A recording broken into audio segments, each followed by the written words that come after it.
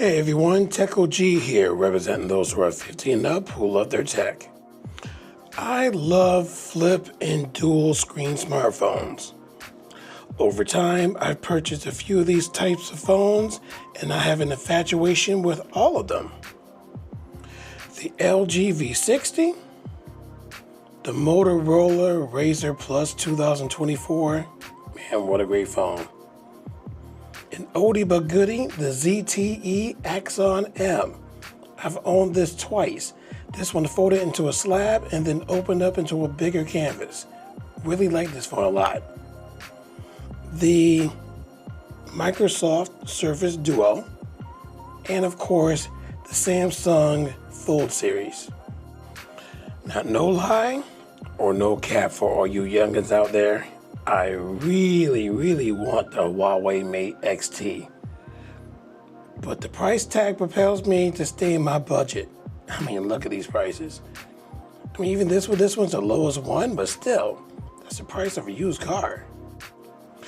The Fold has been the closest to tech profession for my work, content creating, and personal needs, having owned a 3, 4, and 5 at one point. The usage of multiple apps simultaneously is gratifying. However, I was captivated to try a discounted phone that has a strong fan base, yet it never picked up steam in the general smartphone consumer market, and with good reason. It was meant for a particular type of user. This is going to be my review of the Microsoft Surface Duo 2. Now, I know you might be a little confused right now because I've just shown you that I have the Surface Duo 1. I also have the Surface Duo 2. Now, why am I reviewing the 2 and I already have the 1? Well, obviously, the 2 has some features and specs and some hardware that the 1 doesn't. This was Microsoft's first attempt of this fabulous phone, and of course it had some problems, but the 2 improved on those problems. Even though I did like the 1, like I said, I do like the changes in the 2, and that's why I really wanted to try the 2 to see if it was better than the 1, and if I would use this as my daily driver. So, like I said, going over the 2 for a complete review, but just showing you that I had the 1 and tried this out first before getting the 2. Now, I'm not going to spend a whole lot of time on the specs. If you want to get deep into the specs, you can go on GSM Arena and compare the 2 phones as I have right here on the screen, showing you the Surface Duo and Surface Duo 2. The Surface Duo came out in 2020. Duo 2 came out in 2021. Now, there's only a small amount of differences between the 2, and the differences, like I said, are big enough for you to switch from one to the other. With the 2, you have a slightly larger screen. They're both AMOLED, but like I said, the slightly larger screen is 8.3 on the Duo 2, 8.1 on the Duo 1. Both have Corning Gorilla Glass. The 1 has 5, the 2 has Victus. Android 10 on the Duo 1 out the box, Android 11 out the box on Duo 2. Both can be upgraded to Android 12. One of the biggest differences is the camera. On the Surface Duo, there's only one camera. The camera here, and forgive the cracks and everything, when I purchased this, I got it for $100. That's why I got a lot of cracks and everything. But the camera on the inside with your selfie camera is your main camera. So if you open it like this, sorry about this, open it like this, the camera will face you and you can see yourself. But if you flip it around this way, it can be used as the main camera as well. And so that was the only camera, and it was an 11 megapixel camera. And it can record up to 4K, 60 frames per second. Now with the Fold 2, because a lot of people complain about this one camera, with the Fold 2, you got a 3 camera system right here, and you have a selfie camera on the inside as well. So you have basically 4 cameras. So that was pretty cool about the Surface Duo 2, where you added, it was had the addition of cameras. Neither one of the phones had a 3.5 millimeter jack. Neither one had a micro SD card support on the SIM card tray, unfortunately, but that's how it is for a lot of phones today. But the USB port on the Duo 1, it was closer to the hinge, and on the Duo 2, it was more in the middle, which is kind of cool. And with the USB-C port, the Surface Duo 1 did not support display. But with the Duo 2, you can put a display or have a display attached to the USB-C port so that you can have like a dual monitor. So you can use a phone and then a display for that purpose, which was kind of cool. The Duo 1 had a 3577 milliamp battery, and the Duo 2 has a 4449 milliamp battery. And they both supported wired charging. This one had 18 watts of wire charging. This one's 23 watts, so this one's charged slightly faster, but neither one of them had wireless charging. The biggest selling point, in my opinion, for either of these phones is the dual screen setup. So it's very reminiscent of the Axon M, very reminiscent of the LG V60, where you had two separate screens for each app. But with the LG V60, the screens were narrow because it was in a slab state, and on the Axon M, the bezels were huge, so you didn't have a whole lot of real estate. I mean, even though the screens were kind of okay, like I said, because of the bezels, you really didn't have a lot of screen real estate when it came to looking at the apps. Now, the Surface Duo 2 wasn't any better, or even the 1. I mean, the bezels on here are pretty large as well. They're a little bit skinnier on the 2 horizontally over here. But again, the bezels were kind of large, so you really didn't get a whole lot of screen real estate.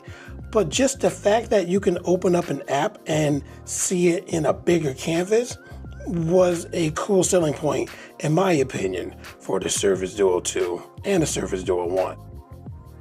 For example, being able to look at Google Chrome on one screen and seeing how large it is and how easy it is to read text on here is great. And then having the ability on the other screen to open up another app.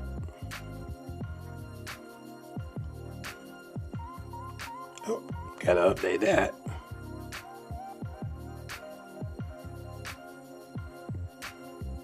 And then being able to, once it loads, and that took a minute, to be able to read news articles and everything on this screen. So you got two, like I said, two separate screens, but they're large enough to read the text, see pictures, and you can use them simultaneously. That is awesome.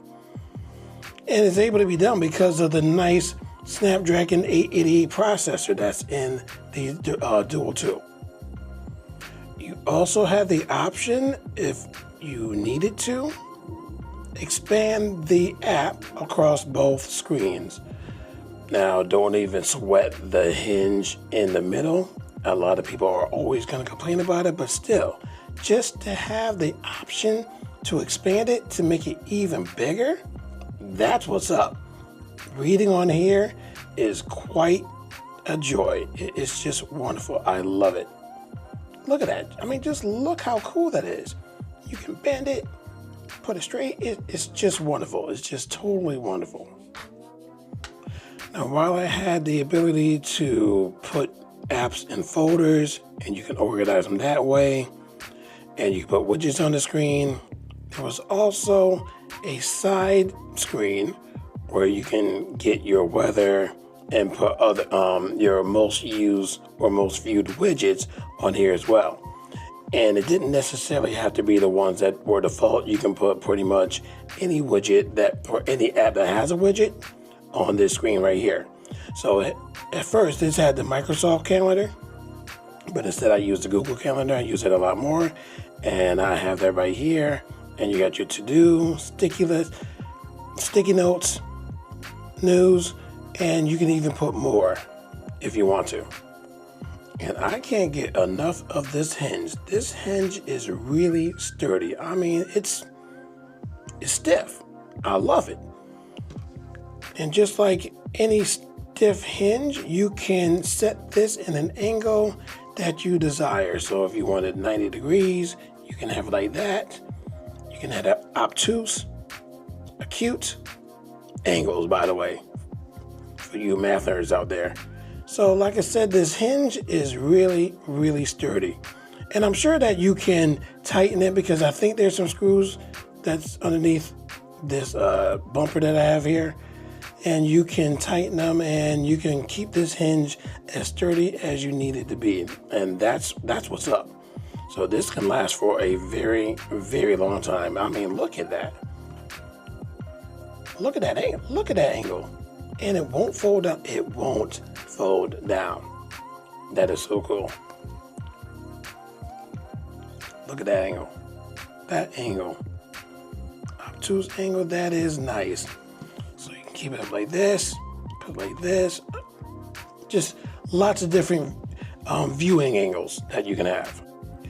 Now those are particular types of functions I was talking about on this phone that makes it a joy for me to use.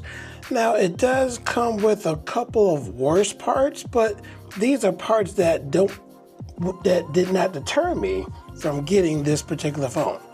The one thing that can be annoying is notifications. If you have this closed and you get a notification, you're gonna have to pull it out your pocket and open it up to get a notification. Now, this can be alleviated if you have a smartwatch. So if you do get a notification, you can check your smartwatch and still keep this closed. So if you didn't need to open up your phone to respond, you could just check your smartwatch, see the notification, and they would be on about your way. Now, smartwatches have been paired with a lot of slab phones with just the screen. So if you did get a notification, a lot of people, even though they had a smartwatch, 9 times out of 10, they will check their phone for the notification and not their watch. But in this case, because this is closed, you would use your smartwatch a lot more because this is closed to check for notifications, things like that, or to turn off your alarm. So a smartphone paired with this will make a whole lot more sense because again, this closes up and you can check your watch for notification. The other thing, but this is also minute, when you open it up and you need to make a phone call, it is kind of cumbersome to hold it like this because this is a wide phone. So holding it on your face is going to feel a little awkward. Holding it like this is going to feel a little awkward, but that again should not deter you from getting this particular phone. And another thing, because this is discontinued, that would also deter some people from getting it as well because it doesn't get updates. Now, me in particular, I'm not one that is all hung up about updates. As long as you have particular apps and as long as you take care of your phone and you don't go on any sketchy websites or install something that's sketchy that may get you malware or something like that, then you should be good. You should be good using a phone that is no longer getting updates. Because, for example, there's a lot of users that are using Windows 10, and that's not going to get updates in the foreseeable future. So people who still want to use a computer that has Windows 10, they can still use it. And I know a lot of people that are still going to be doing that. In fact, my job, our computers are Windows 10. And I just spoke to IT a couple of days ago. They're not right now, anytime soon, going to update the computers to Windows 11. Thereby, we're still going to be using Windows 10. Now, is that still viable? Yes, quote unquote now. But because we have an IT department that monitors everything, we can still use Windows 10. We can still use it and be fine with that because, again, we have IT monitoring a lot of computers to protect the computer from malware, spyware, and things like that. Plus, it's up to the user as well to be savvy enough to say, don't click on this website and don't go to this place. So it takes IT and the user to be able to protect the tech from getting spyware and malware. And that's the same thing for your own personal phone. So if you have an older phone, yes, you can use it. You can use it as long as you want. But like I said, as long as you are savvy to protect your phone from malware, from sketchy websites and sketchy apps, it should last for a pretty long time. You don't have to worry about getting the newest OS. Because like I said, with this phone right here,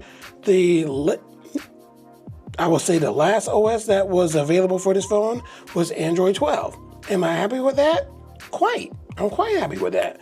I don't have to necessarily worry about or just want to have a new OS with new icons or particularly new features that this won't be able to get because you can't get updates. But as far as the functionality, I'm quite happy with how this functions. And so with the newer OSs, with the newer updates, you're just going to add a few more things. It's just adding a few more features or new features that you might not be able to get on this particular phone. But like I said, it's not going to stop it from full functionality. So you can still browse the web, get Google Gemini for AI, things like that. So you can get that with this phone and not worry about newer OSs and newer updates. So it's all good. Like I said, yeah, the newer updates does protect you from newer malware and things like that. But again, as long as you are savvy and you protect your phone, you should be good to go no matter what phone you use. Aside from the two paltry bad things I said about this phone, everything else is great. I mean, you have two full-size canvas screens. I mean, that is awesome. You have the ability to take one app and display it across both screens. You also have the ability to pair your favorite apps. And let me show you how that looks. So I have a lot of my favorite apps in one folder, and I got a split screen. So for example, if I'm on vacation and I need to check Uber and Lyft at the same time, bam, you can do that in full screen. So not narrow screens like on the Fold. You got two full screens. Now you also can get two full screens on your Pixel Fold, but I'm not a fan of that phone. I like this better. Much bigger, larger. This is great. So like I said, you got two screens to check for Uber and Lyft as you're riding, and that's awesome in my opinion. Another way I use split screen is when I'm playing retro games, and playing retro games on here is fantastic. I mean, you don't need a separate retro game player. This right here is everything, I'm telling you. So for example, if I want to play some Sega Genesis games, I have split screen where I have my emulator on one side and Google on another so that I can get cheat codes, because you can cheat or use cheat codes on this particular emulator. And I can talk about this in a future video, the particular emulators that I use. So when I open up a game, oh my goodness, this is so wonderful. Turn on the volume so I won't get dinged. Look at all my games. Look at all my games. Shining Force, one of my favorite games. So I can play it like this. I can turn it. You can't deny how cool that is. You can't deny how delicious this is. So yes, you do have on-screen controls for this particular game, but if you want something even better, check this out. Of course, this has Bluetooth, so you can pair a Bluetooth controller to this and you can play to your heart's content. But this is why I have these particular rails glued on my phone, or glued on the bumpers, not on the actual phone, so I can still take the bumpers off. But you know I have a love for the Razer Jungle Cat controllers, and with these rails, like I said, this is the ultimate. When I say ultimate, I mean ultimate retro game player. And these controllers fit right in your pocket. Look how dainty these things are. Let me take this off. Look at that. Fits in the palm of your hand. And it has this so that you can connect controllers and put it on one. This controller, revolutionary. I love the controller. Like I said, fits right in your pocket. So you can put your phone and controllers in your pocket and be ready to play at any given time. No, I'm not demonstrating it. I'm just showing you the concept of how it looks. So if you're playing and then you need to put in a cheat code, you can go on Google, find a cheat code, paste it in there simultaneously, and to get right back into playing. This is the best out of any phones that I've owned. Now, I had, like I said, the LG V60. I like that one, but it was cumbersome to put in the codes. I had the Z Fold series, and that was okay too, but the screens were narrow. I had the Axon M, but that was not very good. The process was terrible. So there were certain emulators I couldn't even use on that one. This one right here, with a Snapdragon 888 processor, this plays every emulator that I have. Even the Dolphin emulator that has GameCube and Wii games. The PS2 emulators, this runs pretty much everything. Plus I have the Parsec app and I can play my PC games on here. This is the ultimate game system. And notice how it's in place and I can shake it. And yes, this can move. I mean, you're not gonna shake it too much, but when I shake it, the controllers won't fall off. The way that I got this set up is awesome. And yeah, I got two little railings right here because let's say I want to decide to span the emulator across both screens, I could do that.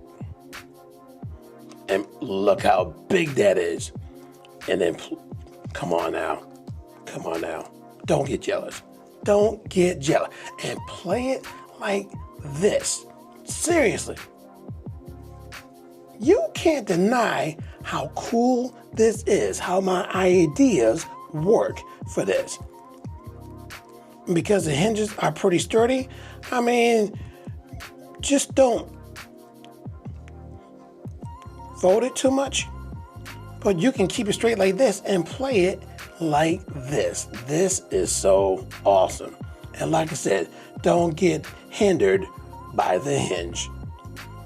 You can work around that. You can definitely work around that. Yes, it's going to cut a little bit off, but you can work around that. I mean, like I said, having this size screen like this to play a game, you can't. It's like having a mini TV in the palms of your hands.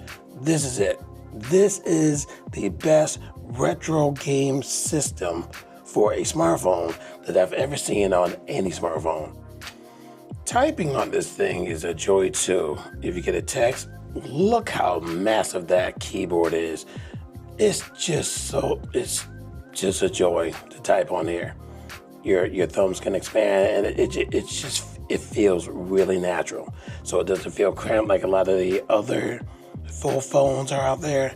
This is it. This is the best typing experience I've ever had on any foldable phone. And here's one of the best parts about this phone. When you're done using it, close it up. You're not distracted by the screen because the screen is closed. You're good to go.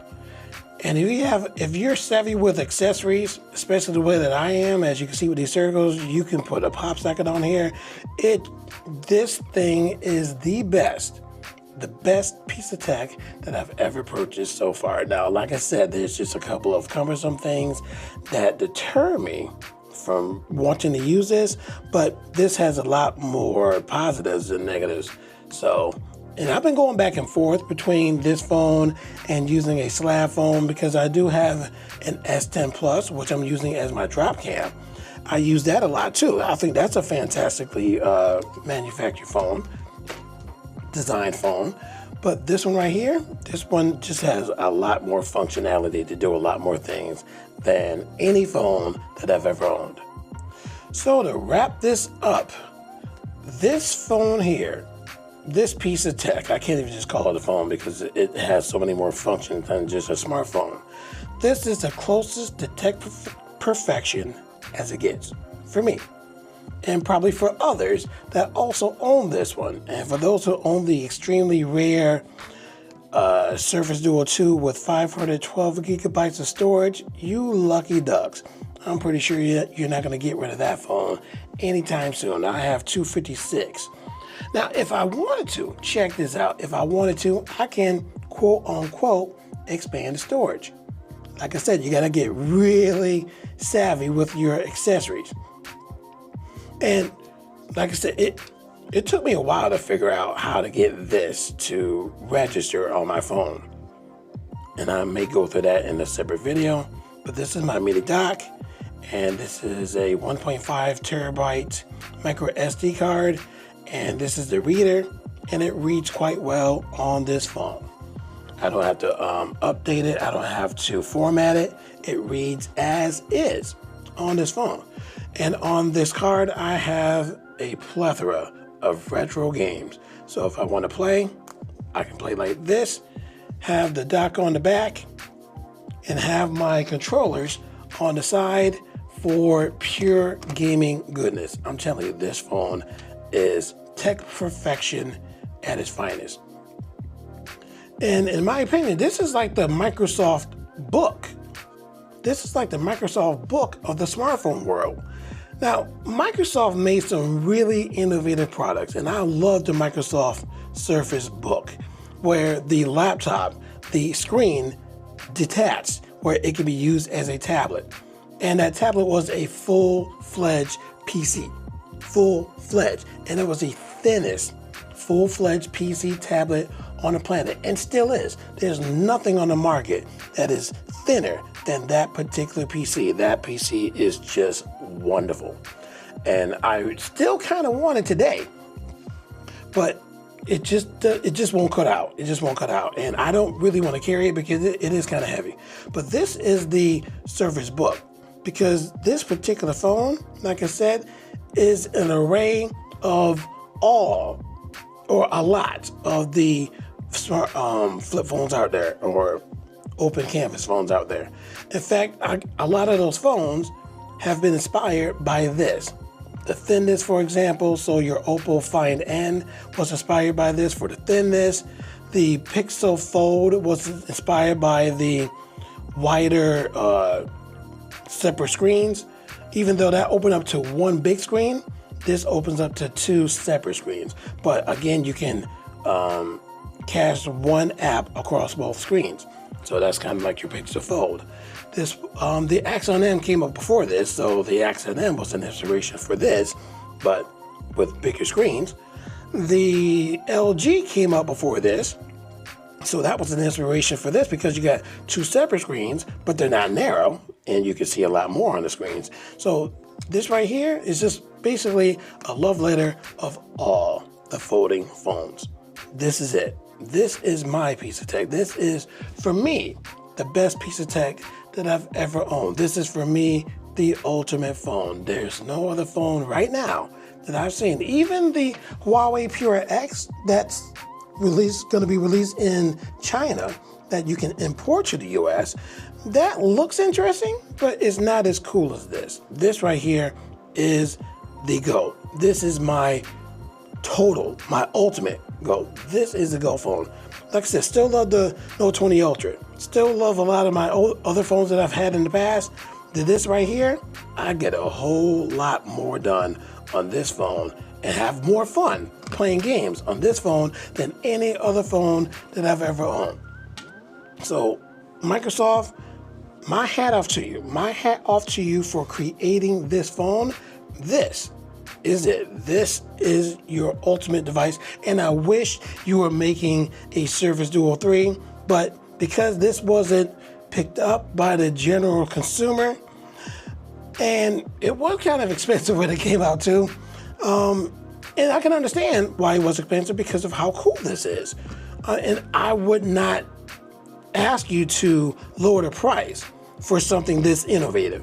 So if you do come up with a Surface Duo 3, I will definitely get one. So release it for those who really like it, for the fan base that still likes it. Do that for us. and release a small amount, a limited amount, and definitely send me an email. So if you're watching this video, contact me so I can give you my email so that you can let me know. If you decide to ever make a Surface Duo 3, let me know, because I'll buy it flat out, no problem, because I love this device. Over Apple, over Samsung, over any company that's making phones right now, this is it.